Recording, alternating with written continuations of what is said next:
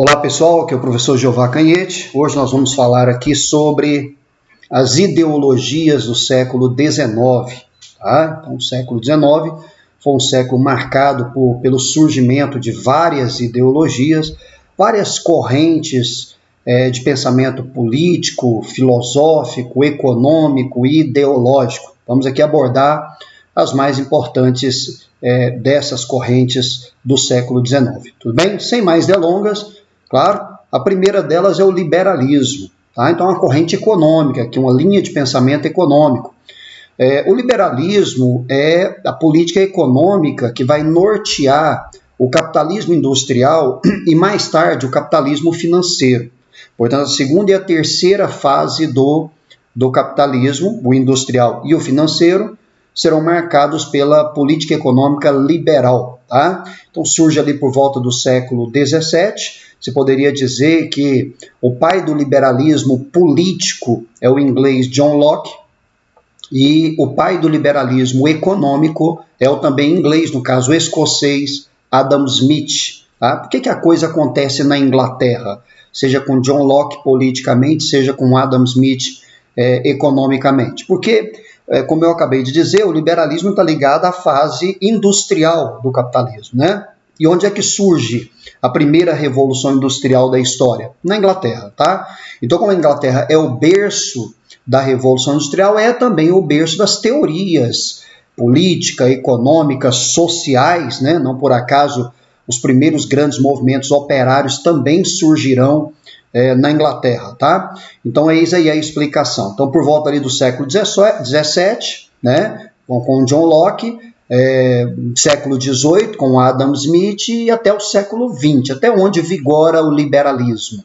Bom, o liberalismo vai até a crise de 1929, até o craque da Bolsa de Nova York de 1929. Tá? Então, o fim do liberalismo é a década de 30. Tá? Começa nos Estados Unidos, quando, diante da crise de 29, a resposta dada pelo governo americano da época, o Franklin Delano Roosevelt, foi o chamado keynesianismo, e o keynesianismo é exatamente o oposto do liberalismo, tá? Perfeito? Então está aí o surgimento, né, do liberalismo e até quando ele se estenderá. Características do liberalismo econômico. Então o liberalismo ele é conhecido como a política econômica do mercado, né, que vai defender as chamadas leis de mercado. Quais sejam? Defesa da livre concorrência, lei da oferta e procura, quebra de barreiras alfandegárias, defesa da propriedade privada, e principalmente não intervenção do Estado na economia, o que os franceses chamavam de laissez-faire, laissez-passer, le monde va de lui-même, deixe fazer, deixe passar, o mundo vai por si mesmo. Então, é uma noção econômica de que o próprio mercado, as próprias leis de mercado se autorregulam. Tá? Então, um liberal mesmo, liberal raiz, tradicional, fiel aos princípios da riqueza das nações, do Adam Smith, não entende essa intervenção do Estado, não acata essa intervenção do Estado na economia. É como dizer que essa intervenção estatal na economia seria nociva, prejudicaria o livre comércio, porque na noção do liberalismo, o mercado se autorregula nessa lei de oferta e procura. Tá? Ou seja, quanto maior for a oferta de um determinado produto, menor é o seu preço. Quanto menor for a oferta desse mesmo produto, maior será o preço. E vice-versa. Quanto maior for a procura por um produto, mais caro ele é. Quanto menor for a procura por um produto, mais barato ele é. Vou te dar alguns exemplos aqui. Por exemplo, panetone na semana do Natal. Procura muito grande. A procura é muito grande, nesse caso o preço é caro. Panetone na semana subsequente ao Natal. Eu nem diria subsequente. Vamos lá. Panetone na primeira semana de janeiro. A procura caiu drasticamente, o preço também. Então, o mercado se regula, né, nessa questão de oferta-procura. Quanto maior a procura por um produto, mais caro ele é. Quanto menor a procura por um produto, mais barato ele é. Tá? Então, é a mão invisível, né, que o Adam Smith defendia lá na obra A Riqueza das Nações. Perfeito? Muito bem. Então estão aí as principais características do liberalismo econômico. Bom, os teóricos dessa linha de pensamento econômico são principalmente aí os ingleses, Adam Smith, com a obra A Riqueza das Nações. Essa é a Bíblia dos liberais, né? A obra fundante do liberalismo é A Riqueza das Nações, do escocês Adam Smith. David Ricardo, com Princípios de Economia, Política e Tributação, que é outro grande nome do liberalismo. Thomas Malthus, aquela ideia da teoria malthusiana, né, de que o crescimento populacional tinha um impacto muito grande na economia, na medida em que se a população crescia numa escala geométrica e a economia numa escala aritmética, essa conta não fecharia. Então o Malthus é aquele que defende o controle populacional, tá? Na sua obra Ensaios sobre o Princípio da População. E o John Stuart Mill, né, que é o pai do utilitarismo e também muito ligado aos conceitos do liberalismo, né? Então aquela noção do utilitarismo, né, das coisas que têm valor a partir da sua utilidade, do formato em que o Estado se organiza a partir desse utilitarismo, né? Muito bem. Adam Smith, David Ricardo, Thomas Malthus, John Stuart Mill estão entre os principais teóricos do liberalismo econômico. Ponto. Então tá aí, rapidamente, claro, é uma pincelada geral, né, para que você possa aprofundar nos seus estudos. Perfeito? Então esse é o liberalismo. Não se esqueça, o ocaso, a derrocada, a falência do modelo liberal se deu com a crise de 29 e o abandono do liberalismo nos anos 30.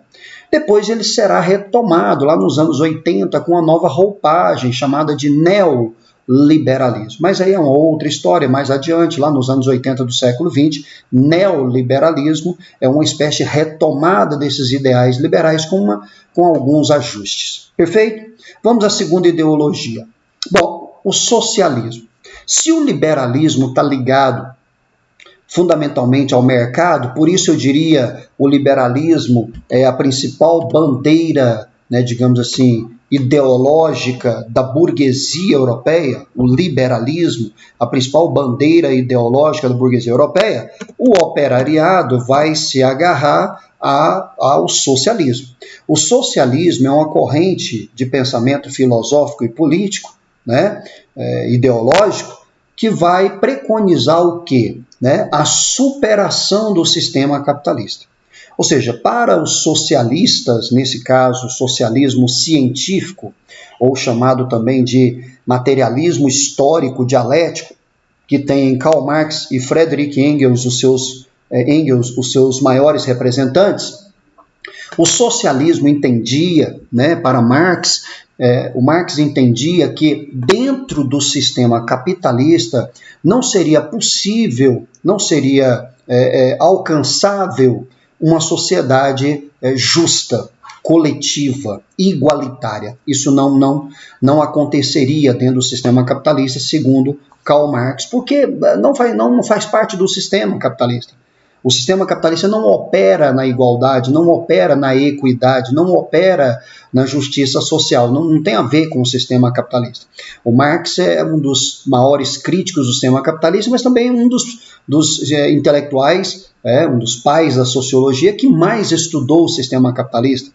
Escreveu aí O Capital, né? E na obra O Capital, o Marx ele destrincha, ele adentra as estruturas constitutivas do sistema capitalista desde sua origem lá na Baixa Idade Média e chega à constatação de que dentro do sistema capitalista impossível uma sociedade justa, coletiva, igualitária. Por isso que a base do socialismo é a superação do sistema capitalista. Tá? Não há como atingir uma sociedade idealizada pelos socialistas dentro de uma estrutura capitalista. Daí a ideia de superação do sistema capitalista. E como é que supera o sistema capitalista? Bom, o passo a passo disso, o Marx vai dizer que é a partir da organização do proletariado. Primeiro, esse operariado ele vai desenvolver a consciência de classe, né? Isso na Inglaterra vai começar a surgir aqueles movimentos operários, né? Movimentos como o ludismo, que é o movimento dos quebradores de máquinas, o movimento do cartismo, baseado na Carta dos Trabalhadores,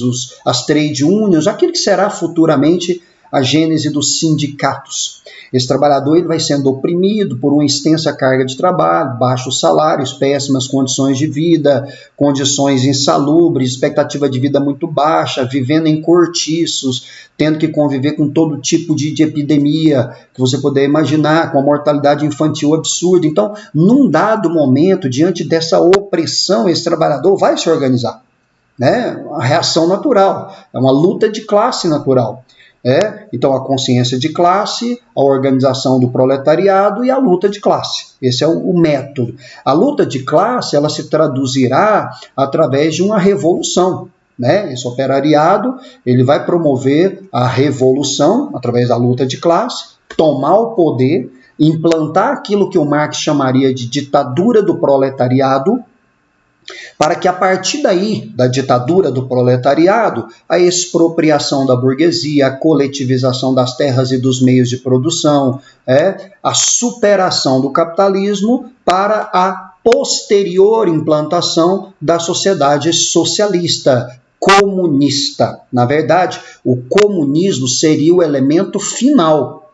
O socialismo seria aí numa linguagem aqui popular, o socialismo seriam os ingredientes. O socialismo fornece os métodos. O socialismo dá aí o caminho a ser percorrido. O comunismo seria a sociedade alcançada, se de fato ela tivesse sido alcançada, que ela jamais foi alcançada, nós jamais tivemos de fato uma sociedade comunista, um país comunista, isso nunca aconteceu. Depois eu explico por quê. Mas o método é esse, é a organização do proletariado, a luta de classe, a tomada de poder através da revolução, e a ditadura do proletariado que conduziria a uma sociedade comunista. Perfeito? O entendimento dessa corrente é que a única forma de promover a sociedade justa, coletiva e igualitária seria mesmo a superação do capitalismo e a implantação do comunismo. Tá perfeito? Então, para que didaticamente fique claro na sua cabeça, o que o marxismo defende, o socialismo marxista, é que entre um ponto A, que é de onde o trabalhador vai partir, de uma sociedade capitalista injusta, baseada na exploração, na expropriação, ao ponto C, que é onde esse trabalhador pretende chegar, com a sociedade comunista, justa, coletiva e igualitária, existe um ponto B. Então, entre o ponto A e o ponto C, existe um ponto B. O ponto B seria a ditadura do proletariado. Claro?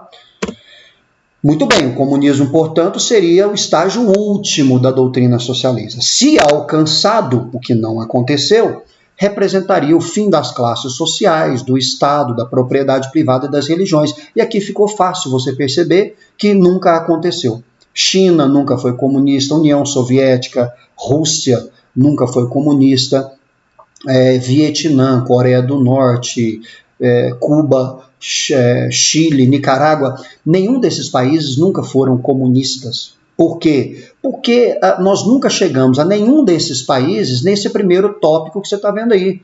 Ou seja, o fim das classes sociais, o fim do próprio Estado. Imagine, por exemplo, o que era o Estado soviético com o Stalin. Era o super-Estado. Então, não só não acabou, como virou um Estado absoluto à esquerda. Então, o Estado, a propriedade privada, as religiões, em alguns casos as religiões foram inclusive mantidas e tal, ou pelo menos algumas delas. O fato é que o comunismo efetivamente, tal como idealizado lá na proposta do socialismo marxista, nunca aconteceu. O que aconteceu de fato? O que aconteceu de fato foi um socialismo real. O que realmente aconteceu. E que no século XX acabou virando um totalitarismo de esquerda. Não tem totalitarismos de direita, nazismo, fascismo, franquismo e tal. Nesse caso virou um totalitarismo de esquerda. Então você não teve comunismo na União Soviética, você teve stalinismo. Você não teve comunismo na China, você teve maoísmo. Você não teve comunismo em Cuba, você teve castrismo e assim sucessivamente. Stalin, Mao Tse-tung, Fidel Castro, Ho Chi Minh no Vietnã, Kim Jong-un lá na Coreia do Norte, Então isso não é o comunismo, isso é um regime totalitário, né, de extrema esquerda, que oprimia, que mantinha privilégio de alguns sobre tantos outros e tal, beleza? O entendimento, portanto, dos defensores desse socialismo marxista de que não seria possível alcançar uma sociedade comunista preservando a dominação de uma classe ou a instituição sobre outra. Vale ressaltar que nenhuma das experiências denominadas como comunistas de fato foram, né? Foram regimes totalitários de esquerda e não comunistas. Perfeito? Muito bem, os teóricos aí são Karl Marx, no Manifesto Comunista e no Capital, Friedrich Engels, na obra A Origem da Família, da Propriedade Privada e do Estado. Tá? Então temos aí a segunda base ideológica. A primeira, o liberalismo, a segunda, o socialismo científico ou materialismo histórico dialético. Perfeito? Esse socialismo ele tem variáveis. Por exemplo, uma terceira ideologia do século XIX, que é uma variável do socialismo, é o chamado socialismo utópico. Esse termo é uma crítica que o Marx faz a esses pensadores, aos defensores dessa proposta. Qual é o conceito do socialismo utópico? É uma corrente filosófica, né, político-filosófica e ideológica, que defende o ajustamento social, a defesa de uma sociedade justa, coletiva, igualitária, mas ao mesmo tempo defendem o quê? A manutenção do sistema capitalista. Essa é a grande diferença.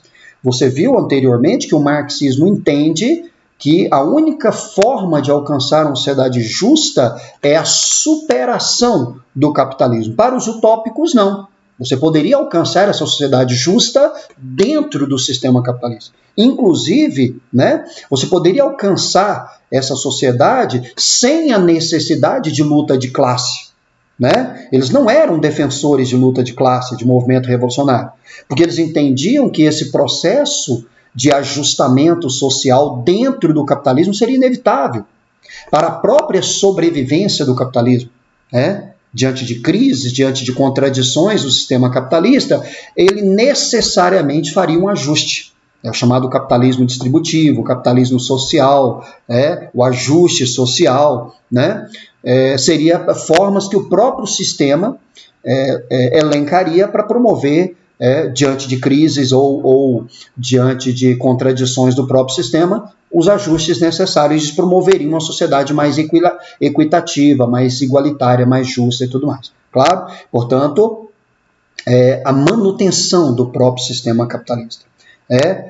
Uma coisa mais híbrida, né? Um capitalismo social. Isso acontece em alguns países. Não são denominados socialistas, mas de um capitalismo mais social, um capitalismo de bem-estar social. Isso de fato aconteceu na história. Você conseguiu em alguns momentos fazer essa junção. Por exemplo, na crise de 29 nos anos 30, a solução dada pelo presidente americano da época foi um capitalismo de bem-estar social, né? Com maiores ajustes, por necessidade. O Thomas Piketty, que foi prêmio Nobel de Economia 3, 4 anos atrás, uma obra chamada O Capital no século XXI, diz que, inevitavelmente, o sistema capitalista terá que fazer esses ajustes sociais, promover distribuição de renda, promover, algum nível de amparo social, porque senão o sistema entra em colapso.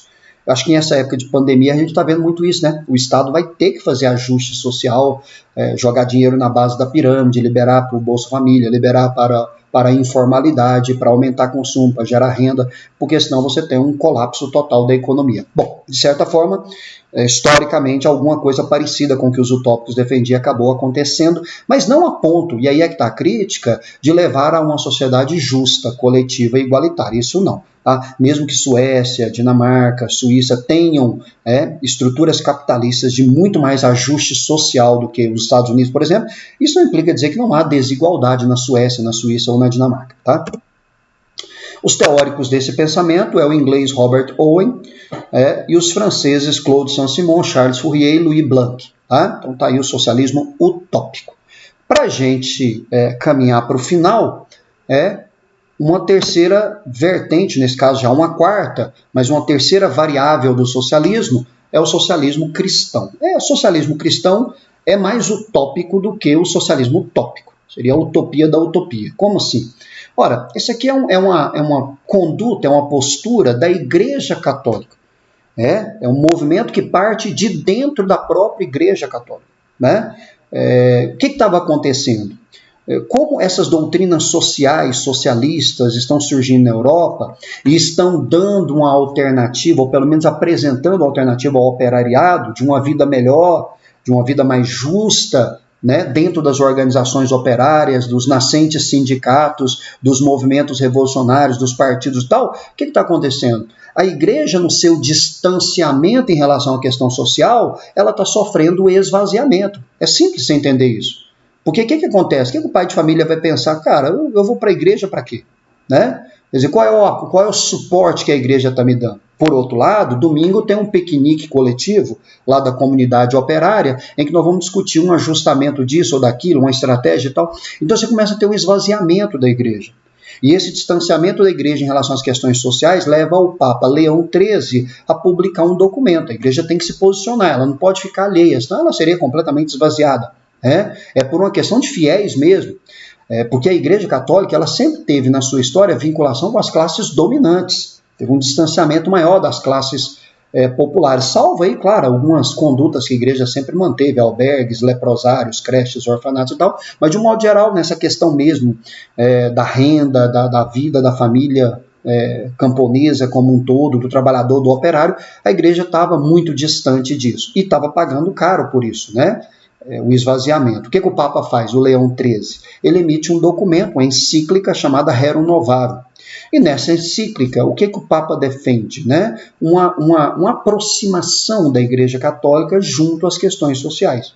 A Igreja intermediando a relação entre patrão e empregado, buscando, através dessa intermediação, minimizar os efeitos, ou pelo menos diminuir, né, o nível de exploração que o trabalho que o capital exerce sobre o trabalho. Então ela defende uma equalização social a partir da iniciativa dos próprios patrões, por isso que é utópico, né? Quer dizer, a igreja não toma nenhuma conduta que vá se indispor com o setor patronal, não, ela apela ao espírito cristão dos patrões para que eles, por conta própria, movidos pelo seu próprio espírito cristão, tome medidas que venham a minimizar o sofrimento desse operariado, desse trabalhador, tornando a vida dele um pouco mais digna. Então isso é obviamente muito utópico, porque, enfim, não é da natureza do setor patronal se sensibilizar via de regra com a condição do trabalhador. É um movimento totalmente contrário à luta de classe, é um movimento comunista, nem pensar, até porque a igreja é uma instituição patrimonialista, ela tem muito patrimônio, então uma revolução não seria bom para a igreja, e respostas tímidas, né, que a igreja vai oferecer, como essa intermediação, diante do esvaziamento do número de fiéis. Então essa conduta, né, do Papa Leão XIII, com a encíclica Rerum Novarum, foi denominada aí de socialismo cristão, que não tem nada de socialismo, e eu penso que também não tem quase nada de cristão. Essa encíclica Rerum Novarum, portanto, seria uma igreja mais próxima das questões sociais. Ela se esbarra na tradicional vinculação que a Igreja Católica tem com as classes dominantes. Esse pensamento de uma igreja mais social, de uma igreja mais engajada, ele foi retomado dentro da própria Igreja Católica nos anos 60 do século XX, com o Papa João XXIII e o Concílio Vaticano II. Lá nesse ambiente do Concílio Vaticano II, década de 60 do século XX, é que surgirá um movimento latino-americano chamado Teologia da Libertação. Tá? Teologia da Libertação é um movimento católico latino-americano de uma igreja mais atuante, de uma igreja mais social, de uma igreja mais envolvida com as questões da América Latina, e isso acabou desagradando a cúpula tradicional e conservadora do Vaticano. Por que estava acontecendo na América Latina nos anos 60? Ditaduras, guerrilhas, e aí uma igreja que se envolve demais, ela se envolve em grupos guerrilheiros, ela se envolve contra governos ditatoriais, ela se envolve em favor de reforma agrária, ela se envolve em uma série de questões que para a estrutura tradicional de poder não é cômoda. Tá? Perfeito, muito bem. Essa conduta foi abortada pelo Papa João Paulo II, preocupado com essa proximidade muito grande da igreja com as questões latino-americanas, revolucionárias e sociais. Perfeito? Bom, muito bem, isso fecha as correntes socialistas. Socialismo científico do Marx, socialismo utópico, né, do Robert Owen, socialismo cristão do Papa Leão XIII. E agora, para a gente finalizar, o anarquismo. O anarquismo é uma corrente que defendia praticamente a mesma coisa que o socialismo. Em que sentido? Em que sentido? Calma, anarquistas, calma. Em que sentido? Em estabelecer uma sociedade comunista. O que o anarquismo pretende? Uma sociedade comunista, sem propriedade privada, sem classe social, sem Estado, sem qualquer forma de dominação de uma classe sobre outra. Ou seja, uma sociedade justa, coletiva e igualitária. Se você pegar nesse ponto, é a mesma coisa que o marxismo pretendia. A diferença está no método. O marxismo estabelece, né, no socialismo científico, um método. A organização do proletariado, a tomada de poder, a ditadura do proletariado, para que, por fim, isso conduzisse a uma sociedade comunista. Para os anarquistas, não. Eles não utilizam essa corrente de pensamento. Para os anarquistas, seria, então, a tomada de poder através de uma revolução armada e, a partir daí, uma imediata coletivização das terras, dos meios de produção, da propriedade, né? Portanto, o fim imediato do Estado. Nós não teríamos, nesse caso, uma etapa intermediária que o socialismo defende, que é a chamada ditadura do proletariado. Não. Para os anarquistas, a ditadura do proletariado tinha uma enorme chance de se transformar numa nova forma de dominação. E nesse ponto eles estavam certos, historicamente. Foi o que aconteceu. Foi o que aconteceu com o Stalin, com o Mao, com o Fidel e com todas as experiências que nós já mencionamos. Elas não foram conduzidas ao comunismo, elas viraram regimes totalitários, né? Então, o único caminho capaz de conduzir uma sociedade a uma sociedade comunista para os anarquistas era através da luta armada, e a tomada de poder viria acompanhada, e aí isso é sublime, imediatamente das medidas comunistas, coletivistas. O que é a crítica do Marx? O Marx não se entendia com os anarquistas, porque o Karl Marx entendia que isso não seria possível. Essa coisa de você imediatamente coletivizar, você poderia mudar a infraestrutura política, economia, sociedade, mas você não mudou, não deu tempo de mudar a superestrutura, que são as mentalidades, que são os imaginários, que são as coisas mais do nível da consciência coletiva. Isso demora, né? Eu diria que, historicamente, essa comprovação de que o Marx tinha razão nesse ponto, se deu quando o Lenin, imediatamente, com o comunismo de guerra na Revolução Russa, coletivizou tudo. E ao fazê-lo imediatamente, a produtividade caiu, praticamente paralisou, porque na mentalidade do produtor, o que é meu hoje não é nosso amanhã, não funciona assim. Então, eu diria que o comunismo de guerra do Lenin, lá na Rússia, 1918, 19, quando Lenin aplicou o comunismo de guerra, que foi a imediata coletivização das terras e da produção, ele acabou adotando aí, por mais contraditório que possa parecer, um mecanismo anarquista, justo ele, Lenin, que é o principal nome do marxismo, após o Marx, mas ele acabou na prática adotando uma estratégia anarquista e comprovou historicamente o fiasco disso, quando a produtividade literalmente parou na Rússia e 5 milhões de pessoas morreram de fome, porque não tinham produzido. E aí o Lenin vai dar um passo atrás para depois dar 2 passos à frente, vai retomar os princípios capitalistas para depois implantar o socialismo, abandonando o comunismo de guerra pela NEP, pela nova política econômica. Perfeito?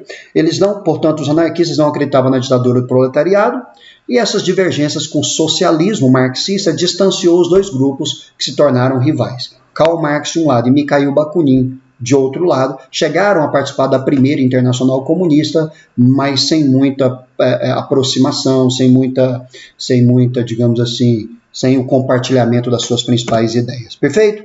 Pierre-Joseph Proudhon, que dizia que a propriedade era um roubo, daí a obra O que é a Propriedade, pesquisa sobre o princípio do direito e do governo.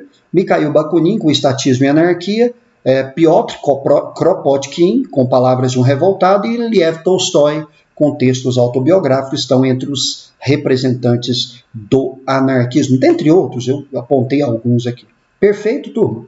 Vou encerrar por aqui, que nós estamos chegando nos nossos 30 minutos de limite, e falamos do liberalismo, do socialismo científico, para cá, socialismo científico, do socialismo utópico, do socialismo cristão e do anarquismo, tá? Um abraço para vocês, estudem e façam os exercícios sobre esse assunto que cai na prova de história, cai na prova de filosofia, cai na prova de sociologia. Um abraço, até a próxima.